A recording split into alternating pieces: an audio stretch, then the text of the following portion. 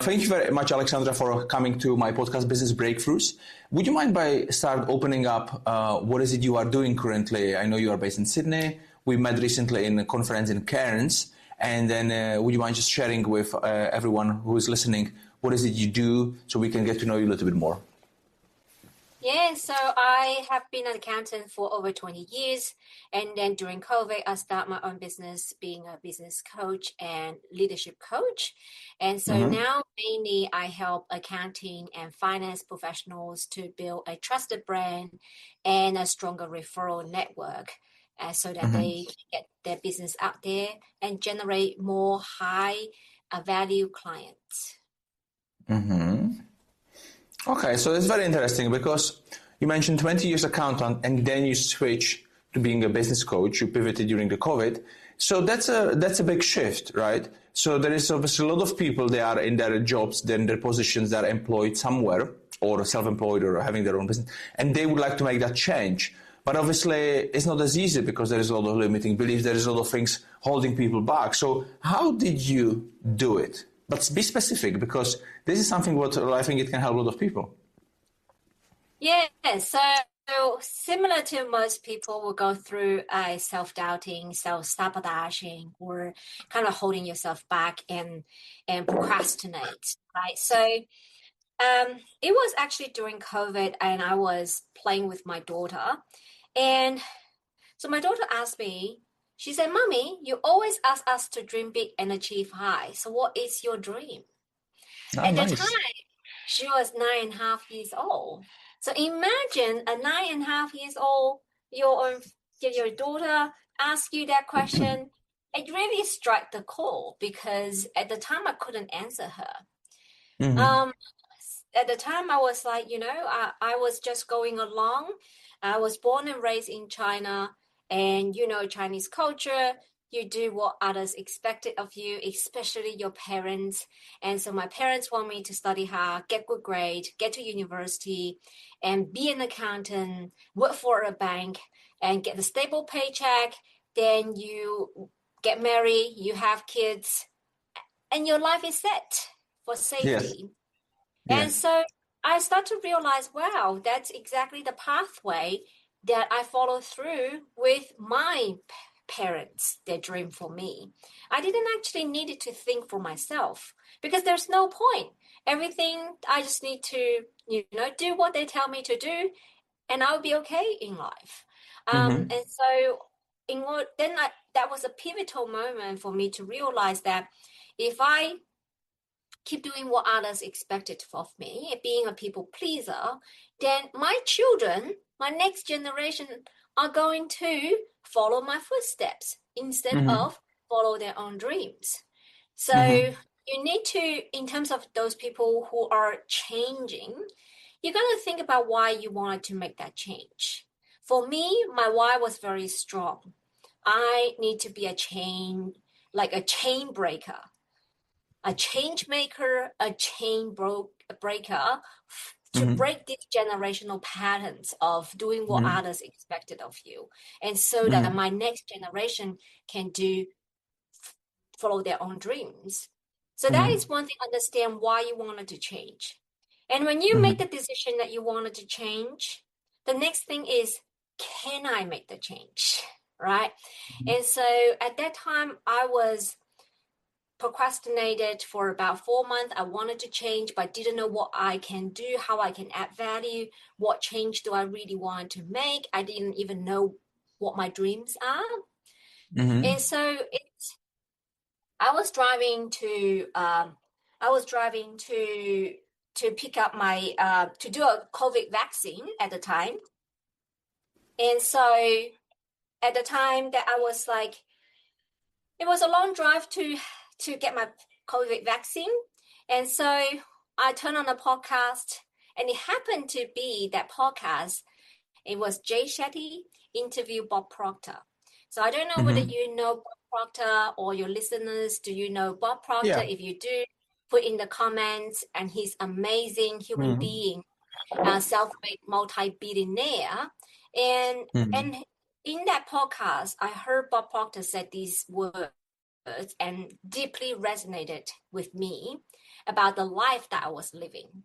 He said, most people play so safe in life that they tiptoe through life and hope they can safely make it to death. Mm. And I was like, oh my gosh, how did he know me so deeply? That was me, a perfect description of Alex at the time. As an accountant, I play so safe. Everything has to be by the book. Everything has to be laid out. Everything has to be analyzed, right? I have a big Excel spreadsheet. What is the pros and cons of every decision? And I need to evaluate it, and I sit on it. I need to sleep on it before I actually make any decisions. And I start to realize that, wow, I play so safe in my life for every decision that I make. At the end of the day, we all die one day. And so what do you want to leave behind? What is your legacy you want to leave behind? How do you want people to remember you on your deathbed? Right? So those are the questions that I start to ask myself.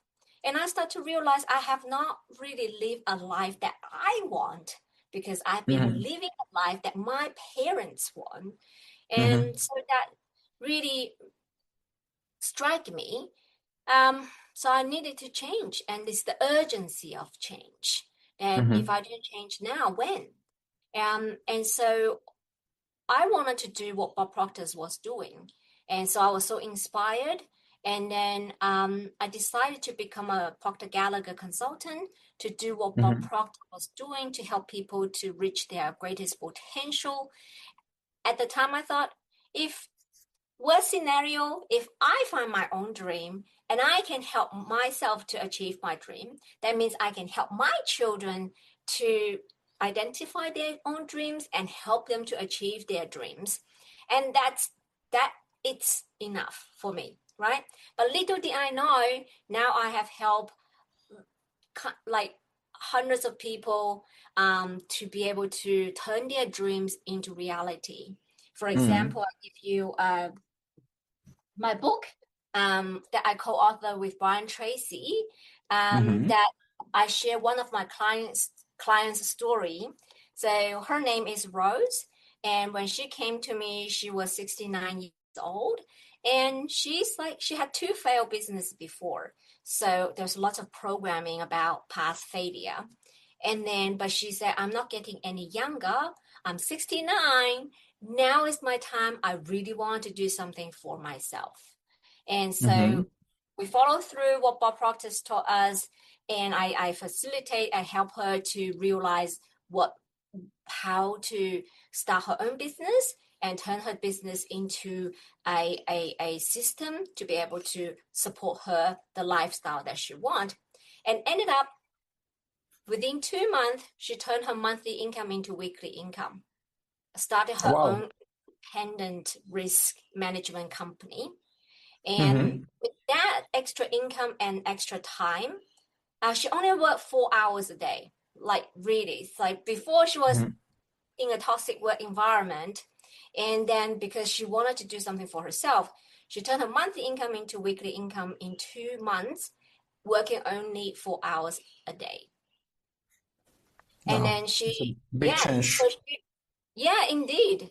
She was able to invest a book coach and to achieve one of her childhood dream, to be able to write and publish an inspirational book. And with the extra time and money she has, she was able to do that. And the second dream that she achieved was that she was able to convert a mobile home and install a satellite dish. And she was able to travel across Australia for 3 months and working only 4 hours a day to keep things going without sacrificing her income, and experience this beautiful country that we have this privilege to live in, Australia. Wow. And the third dream she achieved was that she inspired her son to start his own e-commerce business. And his son come up to her and say, Mom, you did so well in your business. Can you partner up with me to start this e-commerce business to create an extra stream of income for you? Mm-hmm. And having her son to say those words to her, it was the biggest reward she's ever received. So imagine your children come up and say, wow, you inspire me to start my own business, and let's create extra stream of income. So those are the 3 dreams that she achieved in a very short amount of time just by working with the power of the mind and to be able to break those limiting beliefs that you said, just give it a try and give it a go. So so that's why I do what I do now. I think come back to your question, be specific. How did you make the transition if you are in a 9-to-5 job and you wanted to create a business? Number one, you need to know why you want that change. Number 2, you need to have the urgency of the change. And number 3, you need to surround yourself with the right people and have the courage to jump the boat. When I did it, I literally resigned. I cut all my resources. I actually go all in. That's how I did it, because I always believed in, if you want to do something, you got to go all in. You can't go half in and half out. But some people, they might not be in a position to be able to resign and jump straight in. Then you need to work out a plan, but you need to make a decision that you got to go all in. And so those are the 3 elements. You got to understand your why. You got to have the urgency. You need to do it now. And then you need to surround yourself, have the right support, and surround yourself with the right people and make the decision to do it. Yes. Well, okay. I have a lot of notes. Are you a speaker by any chance? We connected through that speakers summit, didn't we? Yay. Yes. And you presented a very nice workshop about the not the first opinion, but the second opinion. I don't know what was the name of the workshop, but it was very good, very powerful, how people judge quickly. So I found it would be very good to do this podcast as well. So you mentioned a lot of things. I'll just start from the back, actually, because this is something which I've done now over 60 podcasts with people, and some of these things, they just keep repeating. And you said in here how to change in 3 steps. So you said you need to know your why, you need to do it now, urgency, and you need to have the peer group, the people around you who can help you and support you. And that's, I just wanted to put emphasis on that, because that's something what people need to realize, that these are the steps which they can do, everybody can do, but like a lot of people forgetting about the last one of having the people around them. So they would go through some exercise. They're like, okay, now I know why I want it. They'll do it. They'll make the change. But after obviously changing from one, I don't know, business to business or employee to business, doesn't matter what the change is. People realize that actually it's not that easy, and they're gonna go down with their emotions. Things not gonna go as well. Not everything all goes up. And if people are missing the last key part of the people, it's very difficult to do it alone. And that's why, you've been on the conference, I've been on the conference, we connected with a lot of other people, because these moments helps us to keep moving forward, even if it's difficult at times. So you said it very nicely. Well, I just wanted to repeat that, because it seems like this is kind of going more often to people. So just that they realize. I really like what you mentioned in here about your daughter. She was 9.5, because my daughter is 9.5 now. She get you thinking. And then I think like people who have the privilege and they have children, it's a really good motivation to do much more things than not have them. I have that one example when my children were young, and then my wife, she would go to our country, to Czech Republic, to do a passport for them, like a European passport. So she would go away for a month, and then I was working in a job, and then also had my food truck business. And then I was telling myself, now they'll be 1 month away. Now I have a full focus. I don't have a distraction, no kids, I nothing. I can work, like almost all day and it was exactly opposite. I was working less. I didn't have that motivation. I didn't see my children, and then there was not that inspiration. So it was actually working exactly the opposite way than having them. So I think, who is having like a children, it's really good push. Indeed, they are such a blessing to us, such a blessing to have children, and they give us a lot more inspirations, and they show us how to have the curiosities, like how to have the courage, and they have no fear, right? And or even have the fear, they still do it. They give us so much inspirations. Yes, thank you so much for sharing your stories as well. Yeah, and then and I met actually your children at the conference. It was very nice. You are taking them with you.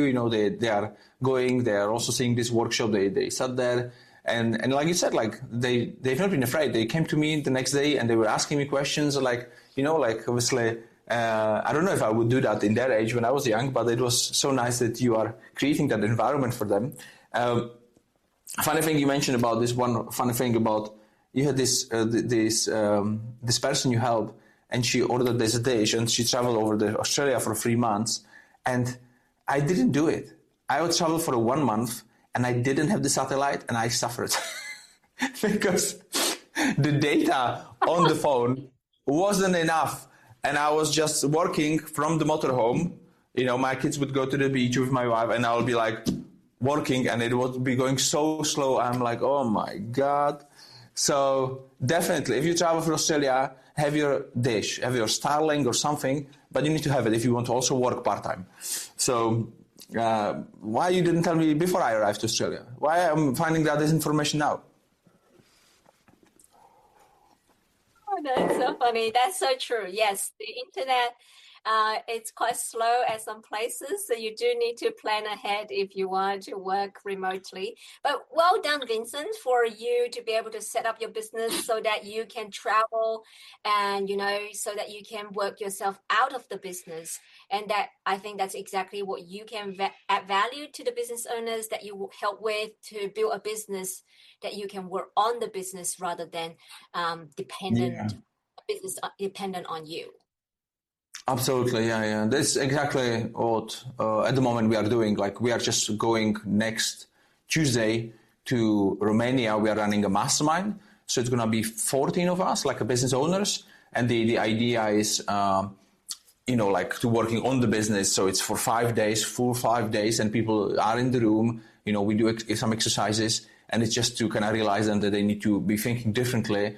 And the topic, actually, it's branding. So we will be focusing on branding, and which actually I have a question for you in here, because you mentioned your book, Cracking the Business Mastery, and you mentioned Brian Tracy. So obviously Brian Tracy, it's a big name. So how did you come up about to write the book with him, the co-author of the book?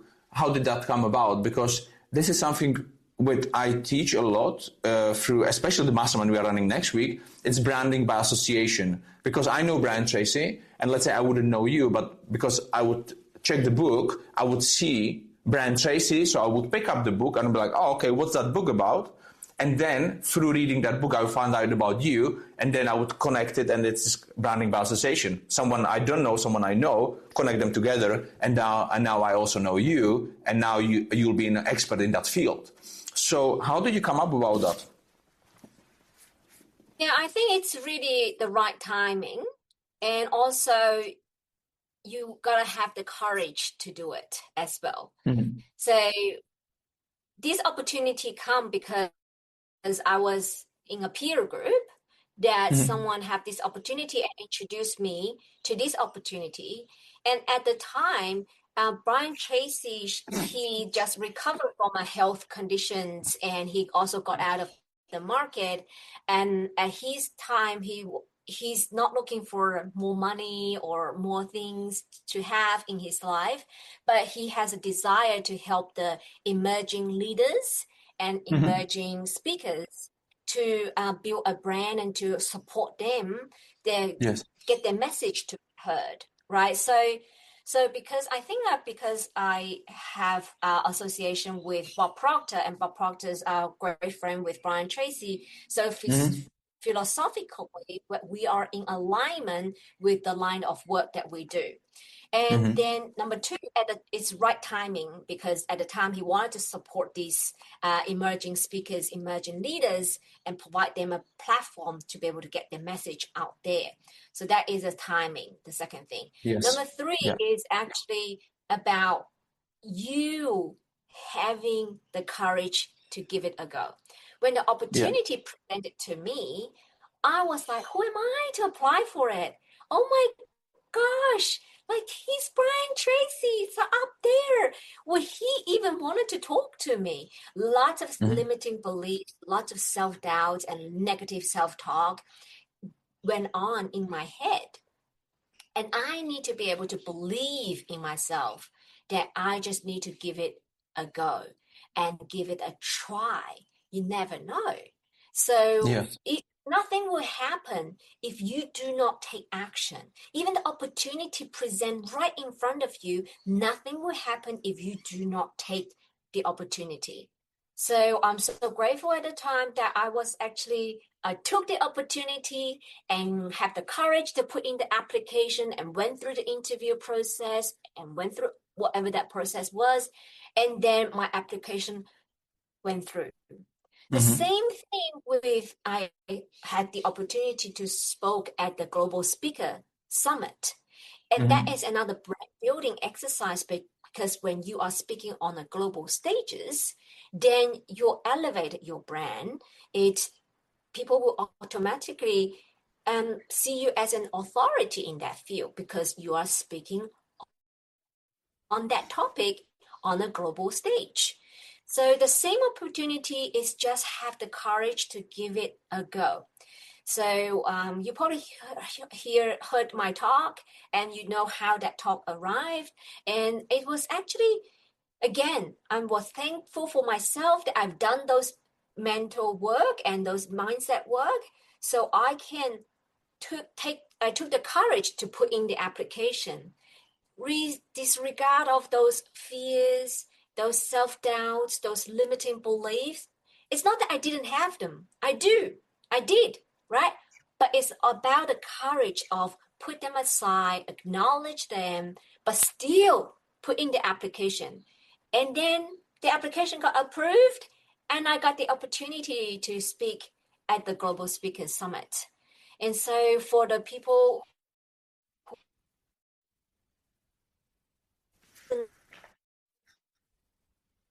an opportunity, really need to take action. It's not them, but put them aside and still do it. Absolutely. Yeah, it's all about taking action. Yeah, I'm a big believer in that. Absolutely, it's a lot of people wants to learn, but there's a lot of learning, and I see it often.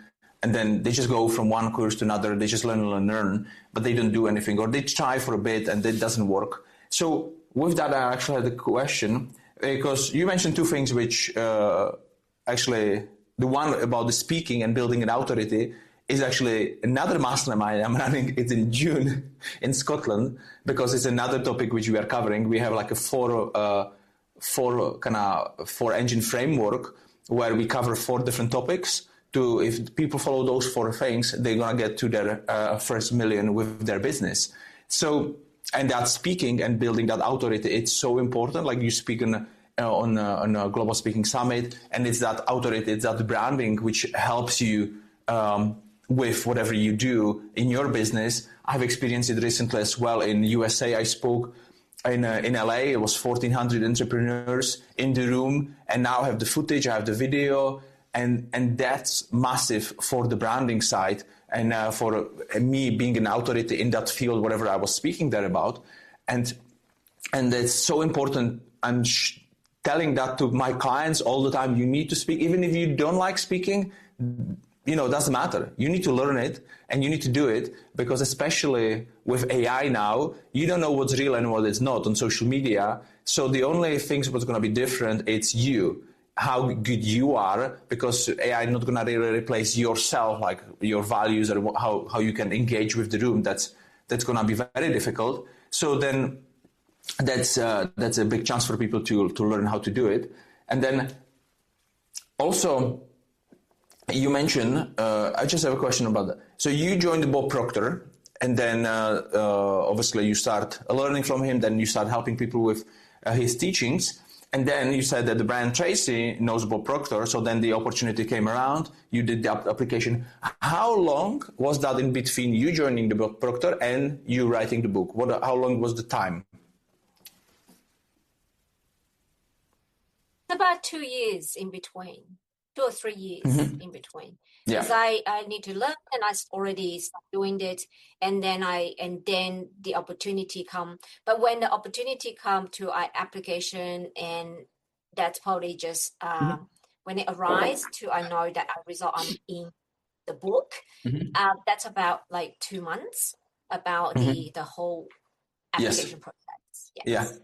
Yeah. But I ask this question because some people, they think they will join some community, and being teached by Bob Proctor, you have to pay. You need to invest money, right? So it's like with everything. Like I invested a lot of things with Tony Robbins, a lot of different events, and now I'm doing with JT Folks a lot of different things. And you need to pay in order to be surrounded with successful people and learn from them. That's normal.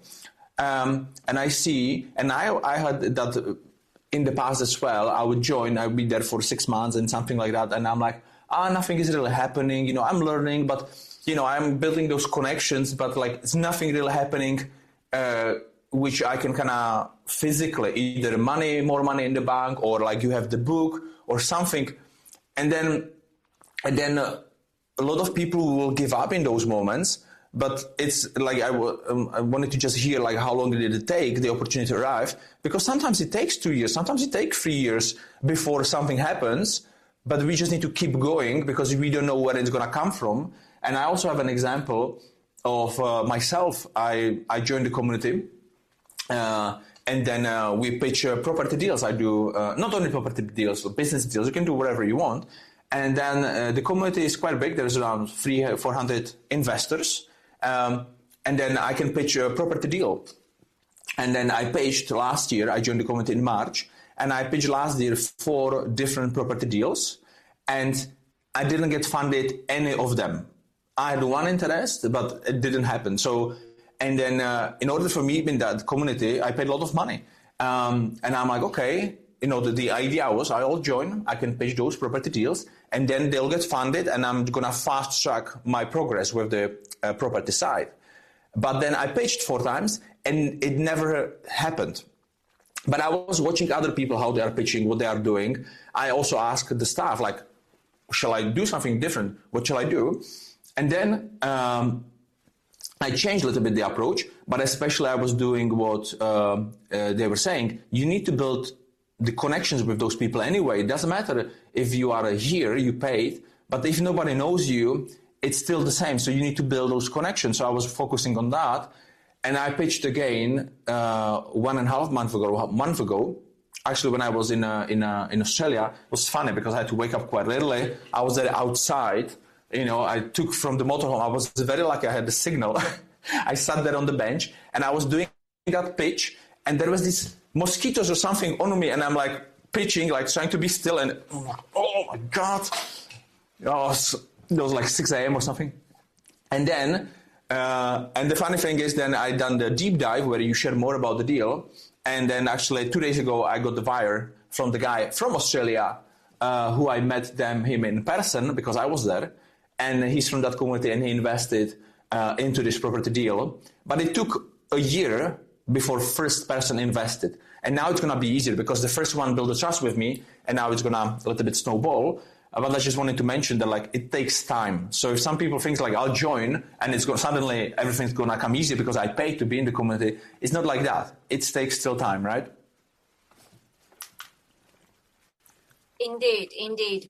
And you need to have not patience. And I like Bob Proctor use this metaphor. Is if you want the warmth, In Scotland now it's very cold. You flew back from Australia back to Scotland. It's cold over there, and when it's cold, and you need to keep putting in the woods and putting in the fire so that you can have the warmth. So imagine the work that you are doing when you're putting the wood in, chopping the wood or putting.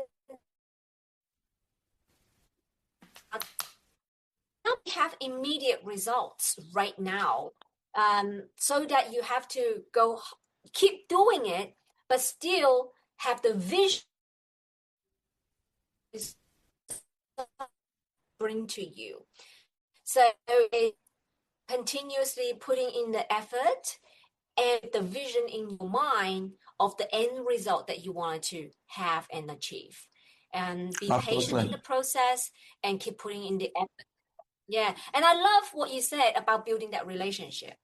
A lot of time you pay to be in a community, in a mastermind, and have the connection with people who think at a higher level. And you need to be open-minded to be in that environment, to absorb, to learn, and to learn from other people and build that connection and relationship. And ultimately, the outcome will become a side product that it comes along with the effort that you put into. Yes. Yeah. It's funny thing you mentioned about the metaphor of chopping the wood and having the vision. I've done it last weekend, and I'll be doing this weekend again. I was literally I have a chainsaw. I was cutting trees and chopping the wood. So this winter I'll be actually warm in my living room because we have a stove there. So when you come to Scotland, you are you're more welcome to stay in our house, so you'll see what I mean. Because I have actually, about the relationships, you met Larry Long, right, from USA? Yeah, he's very, he speaks with everyone, he laughs a lot, he's super nice. So I met him in UK at the conference, and he's coming in June now in Scotland. He's never been. So, and then he's going to be staying in my house actually for over a week with his wife. So they can, travel around Scotland. And he's going to be speaking in our professional speaking association in Edinburgh, because I'm president for that. So I invited him to come. And that wouldn't happen if, I wouldn't be building those connections. So it's so important to stay in touch with people and build those. I have... to be honest, I have still a lot of questions. I don't want to do it too long, but because this is kind of a trending now, and I use it a lot as well, and I also sell it. But how do you use AI, if you use AI in your business, and what is it you do with it at the moment? Because it's changing so quickly. So do you do anything with it? And if yes, what? Yes, I do use AI.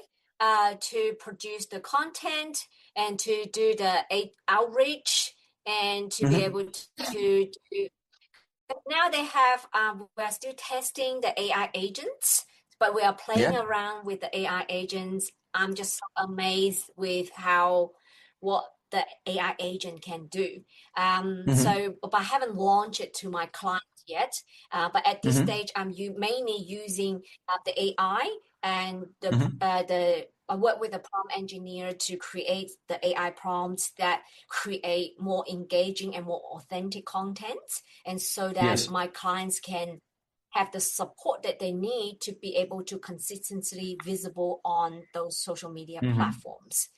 And now the next things we are investigating is how to use the AI agent to be able to do those manual marketing work. For example, do the outreach, to do the conversation, to invite them to the next things that you are doing. And so engage with the people who engage in your content and turn those connection into a conversation where you can convert. So those are the things that we are investigating, what to do with, how to utilize the AI agents. Yeah, that's amazing. That's amazing. You are working on that. Like we had yesterday a meeting with my business partner, and when I was in Australia, he asked me like what to focus on. I'm like, hey, go deep in AI, because we have one AI which we are kind of now we can sell. And it's like a really kind of business thinking, like anything what is there. It's not any of these LLMs which you would know, because this one is privately sold. It's not online, really, you cannot find it. And this is more like a business strategic thinking. Like if you ask ChatGPT something or you ask this something, it's going to give you a very different answer, because it thinks as a business owner on a very high level, how we handle that situation. So that's one part. I'm already having like this for 7 months, and it works very well. But then yesterday, Louis showed me all the different things which are out there. And he was showing me yesterday, I'm like, wow, we can do all of that? And he's like, yeah, we can do all of this. What do you want to do? And I'm like, I want to do this, and this. And he's like, okay. So this is the process, what we need to do. And it's not that actually not as difficult. It needs some effort to put into it, but my business partner is very smart. So basically we'll be launching on, we had to buy a new laptop. I mean, he bought a new laptop because like 8 giga, 16 giga RAM is not good enough anymore if you have a lot of AI agents running, when behind your scenes. So he bought the new laptop for that. And then like you said, the outreach, we'll be actually launching from next week, like on LinkedIn, that it'll be reaching out to all of my connections. So you'll see the message from me. But the AI agent so smart, if not just like a normal automation, because we tested yesterday and we said like, okay, we just prompted like, hey, send a message to me and ask if I would be willing to go on a call and we can discuss what AI tools out there and what you can use. And obviously it did. I confirmed. I said like, yes, let's do a call. And then we said it again through another one, and it says, yeah, I can send them the message, but you already asked and they replied yes. Do you want him to send the calendar or timings of your availability? Because normal automation would just send another message, but this one read the message, thought about it, and then like, okay, I'm not going to send the same message. It will be stupid. So smart. And the same we'll be doing on Instagram, because you can connect actually the DMs with the ManyChat now with the agents. So smart. So smart. Yeah. Indeed. Yes, so I'm so excited for what is to come with the AI. The development is coming across so fast. And I think it's for us, as what I'm seeing the future trend is to be able to have the emotional intelligence to be able to cope with the change. It's coming so fast and easily get you overwhelmed or get you fear, maybe, AI may replace my role, whatever that may be. So it's really about how can you connect with your audience, connect with your prospect at the emotional level. It's the next big things I'm helping my community to build is emotional connections. And that is what is going to make you as a human to stand out from the AIs that is going out everywhere, that your competitor is using. So what makes you special is the emotional connection. Absolutely. Yes, that's what we are building in here. So I think we are good. We are 40 minutes in the podcast. It's unusual. I usually do like half an hour with people, but you had so much to share. And because you shared so much, I have so many notes. I could ask you for another an hour, but we'll wrap it up in here to not have it so long. So thank you very much for doing the podcast with me, Alexandra. It was a privilege to have you. Thank you so much for having me. I appreciate you.